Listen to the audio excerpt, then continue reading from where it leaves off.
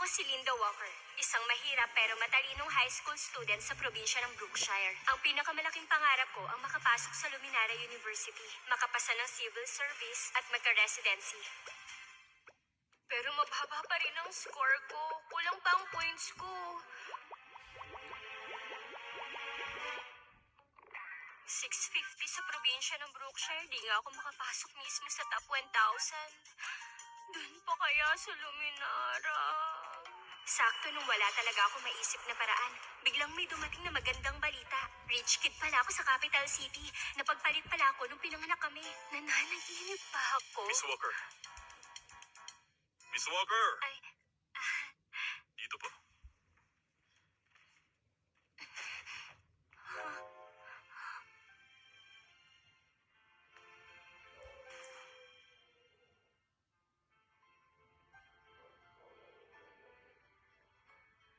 Miss Walker, sandali lang po.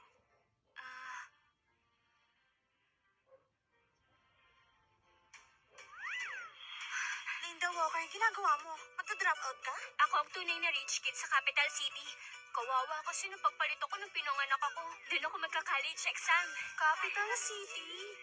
Linda, sa mga nobela, laging todo suporta ang mayayamang magulang sa peking anak. Ingat ka, ha? Huwag kang mag-alala. Wala akong pakialam kahit hindi nila ako gusto. Ang habol ko, residency. At hindi pamilya. Pagkatapos ng exam, babalik ako ha. Residency. Heto na ako. Nancy! Nancy! Nancy! Nancy! Nancy! Nancy! Mama, Papa, aalis na lang po ako. Hindi ako bagay sa pamilyang to. Nancy, tama na. Huwag kang matakot. Wala siyang panama sa pinalaki kong anak ng 18 years. Siguradong ito si Mrs. Lewis, ang totoong nanay ko. Dito na lang muna siya. Kahit ayaw namin sa kanya. Pero subukan niyang api-apihin ka. Pag nag-18 naman siya, palalayasin namin siya. Mukhang itong pangalawang kapatid kong si Joseph. Ano ba? Huwag ka nga mag-aasal, bata. Mapapahiya pa tayo sa ibang tao. Yung seryoso at kalmado, na may malalim at malamig na boses, siya ang Kuya Charles ko. Ay, ito pala yung sinasabi nilang showing who's boss.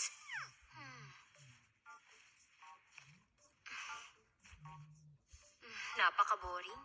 Kung may mga free time ako, magsasolve ako ng mga practice problems. Tapos na kami. Usap tayo. Teka, naisip ko na ang sagot dito. Nagpapanggap ka ba? Kunwari, mabuti kang estudyante. Tingin nga, ano ba yan? Tumahimik ka! Ay, nakakairita.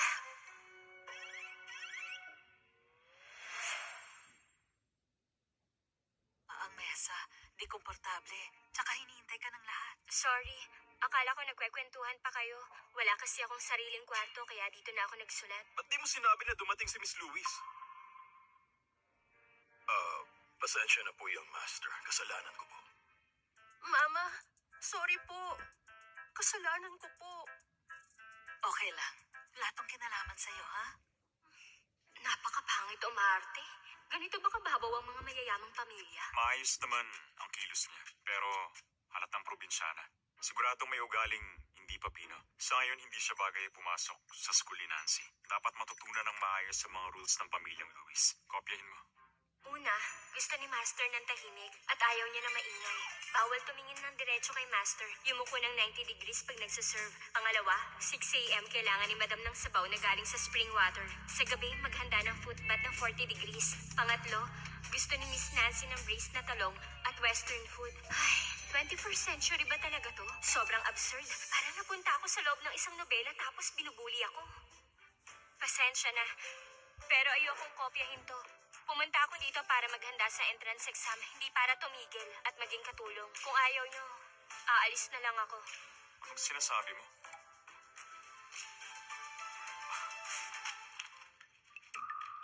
Nagkamali lang ang butler. Naibigay sa iyo ang pangkatulong.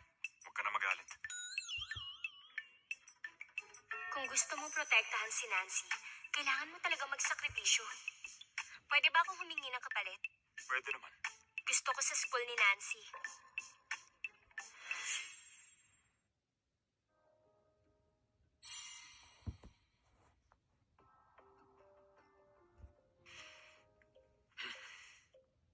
Okay. Sige. Dumikit ka lang kay Nancy At huwag kang manggulo. Nabalitaan ko ang mga teacher daw dito. Puro top grads ng Luminara University. Siguradong tataas pa ang grades ko nito. Pa, napag-usapan na natin na mas mahal mo si Nancy. Eh ba't pagdating ni Linda, si Nancy ang mas kawawa? Kuya, tama na. Hindi naman talaga sa akin to eh. Linda, hindi ako makikipag-away sa'yo. Aalis ako sa pamilyang to. Uy, wag. Ikaw ang totoong Nancy Lewis. Ako yung sampid lang dito. Naku, hindi ah. Dito na talaga ang bahay niya. Huwag mo siya paalisin. Ikaw ang nag-iisang Nancy Lewis. Totoo yun. Sige, ituloy mo lang yung palabas mo. Alam ko na tong storya na to. Spring ng ika-4 na taon ni Julia, Charles, si George Kuya, Taylor na demote. Hindi itong bahay ko. Hindi Sumunod sa na akin taon, to. kumandang pamamahala Nancy, niya at ang Huwag lahat ka nga ay magsalita ng umunlad. ganyan. Kapatid ka namin kahit anong mangyari. I-renovate niya ang Grandview Tower. Tama, sabay tayong lumaki. Ito ang tunay mong tahanan. Linda, ang papa't mama ni Nancy ang nagpalit sa inyong dalawa. Inosente din siya. Itong bahay niya. Kaya, pwede bang makasundo mo siya? Hindi ba siya ang dapat na tanongin niyo? Wala akong say sa pamilyang to. Bahala siya kung magiging fair siya. Ano ha? Na di kami fair sa'yo? Baliw na tong lalaki na to. Ano yung tingin na yan?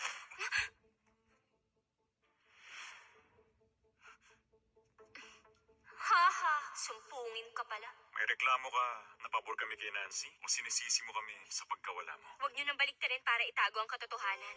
Alam ko namang pabor kayo sa kanya. Sa ampunan, marami rin akong mahal doon. Pag may conflict ka sa kanila, sila rin ang kakampihan ko. Pero Pero ano, si Nancy ang poprotektahan namin. Di ikaw, di ka namin kilala. parang ang hirap naman nilang kausap.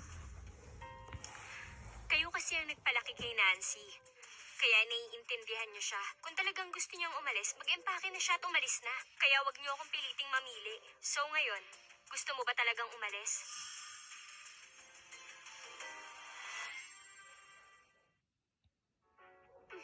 Patawarin niyo po ako. Aalis na lang ako.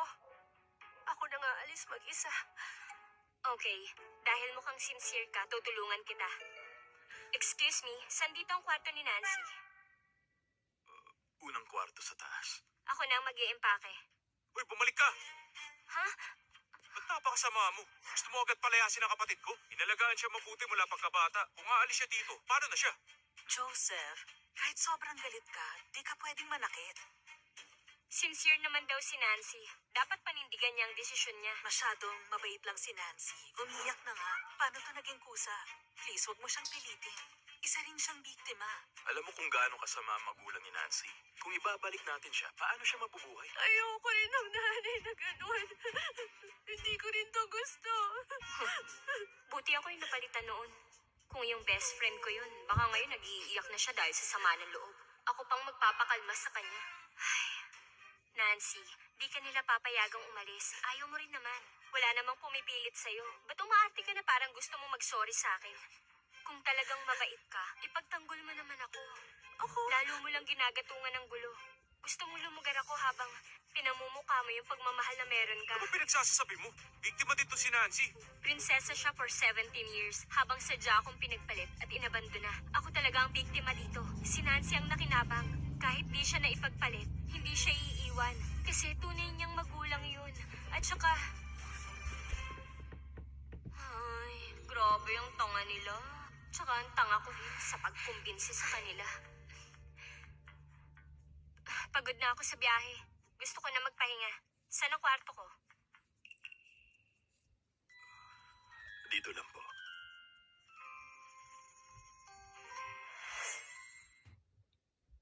Marami na tayong nakitang kwarto ngayon. Alin doon ang gusto mo?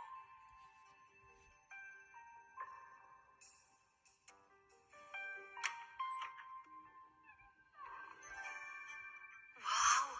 Ang laki nitong kwarto. Dun sa bahay ampunan nun. Kami ng best friend ko. Sa storage lang kami natutulog. Tapos sa school naman, 12 kami nag-share sa dorm. Dun sa bahay ni Lola, meron akong maliit na kwarto. Sa dami ng kwarto dito, alin ba ang dapat na piliin ko?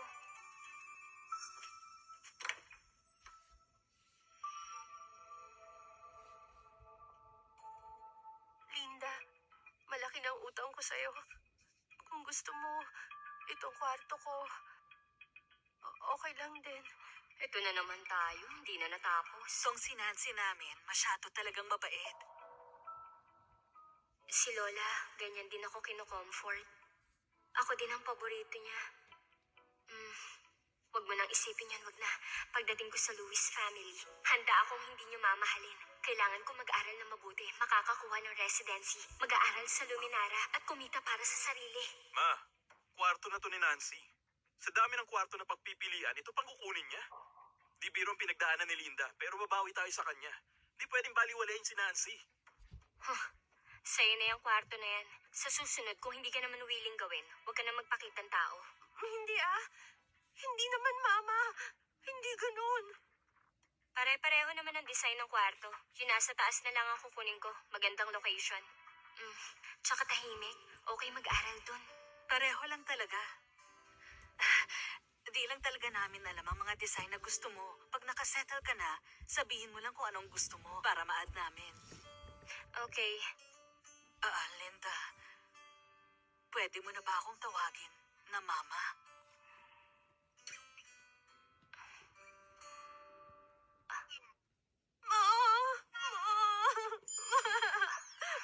Ba't ka umiiyak, sweetheart? Okay lang. Ang awkward nun, buwisit. Ba't ba ako sumagot agad? Baka isipin niya, type ko siyang tawaging mama. Ay, sa wakas, makakapag-aral na ako sa Capital City. Siguradong tataas na yung score ko na 700 points. Kuya, nagkamali ako kahapon. Nagalit sa akin si Linda. Gusto ni Papa na sumama sa atin si Linda sa school ngayon. Kailangan ko mag-sorry ng maayos sa kanya. Di ka mali. Huwag kang mag-sorry. Tara, dali na. Ha?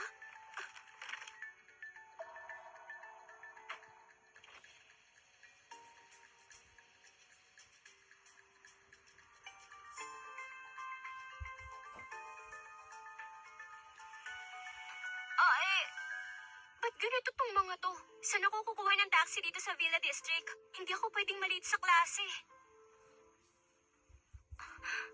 Hello, Pa? Grabe tong si Papa. Pinasabay ako sa kapitbahay naming si Ethan Miller. Di ba siya yung type talaga ni Nancy Lewis? Kahit na tinatanggihan niya ang arranged marriage niya kay Nancy.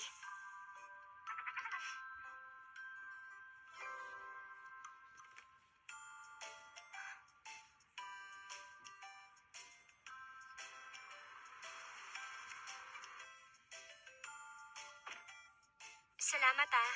Sa susunod, doorbell ka lang kapag may need ka. Ikaw siguro yung malayong kamag-anak ng mga Lewis. Nasabi sa akin ni Nancy, ang sitwasyon mo.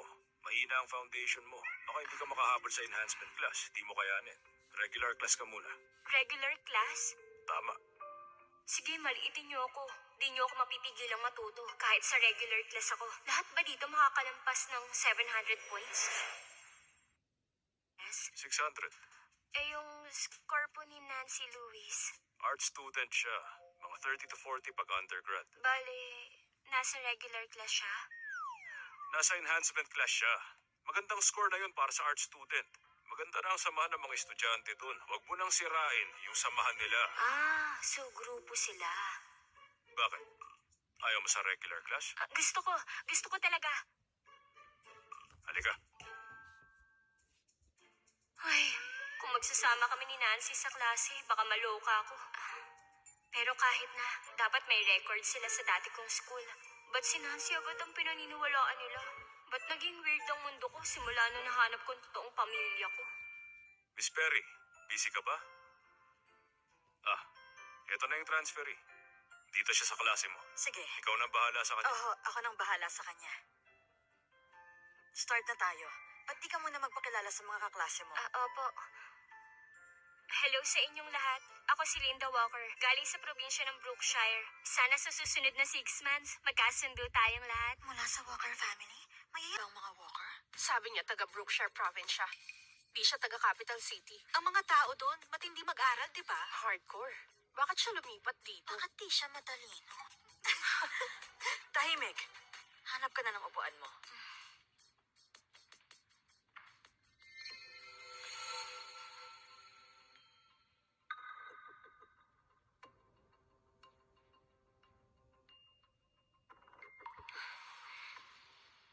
Maganda tong pwesto ko. Malapit sa teacher. Tahimik pa. Walang istorbo. Okay, mga bata. Buksan na ang textbook nyo sa page 103. Ayos, nakasettle na ako.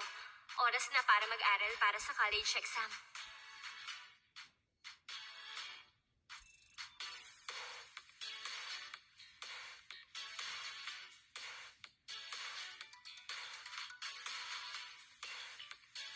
Makinig, makinig!